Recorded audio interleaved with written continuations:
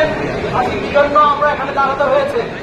আপনারা এটাও জানেন যে বাংলাদেশ ব্যাংক চেয়েছিল স্বায়ত্ত শাসন, আমরা পেয়েছি স্বৈর শাসন। শাসনে আমরা থাকতে চাই না।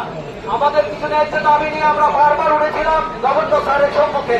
আমরা বলেছিলাম এগুলো আমাদের সুরাহা করা হোক, কিন্তু উনি সেগুলো আমলে নেননি, বরং উনি দমন পীড়নের আশ্রয় নিয়েছেন এবং রীতিমতো সেগুলো করে যাচ্ছেন। আপনারা জানেন যে বাংলাদেশ ব্যাংকে চুক্তিভিত্তিক নিয়োগে ঘুরিয়ে ফেলা হচ্ছে। ওনার এত উপদেষ্টার প্রয়োজন, এত পরামর্শক প্রয়োজন, কিন্তু আমরা কোন ধরনের নীতি, সুন্দর নীতি, অর্থনীতি এখনো দেখতে পারিনি।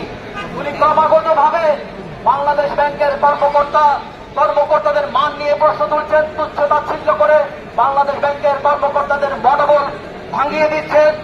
উপরন্তু উনি এই যে ব্যাংকিং খাতে যে ধরনের মন্তব্যগুলো করে যাচ্ছেন, সেগুলো পুরো ব্যাংকিং সেক্টরে একটা অস্থিরতা তৈরি করেছে।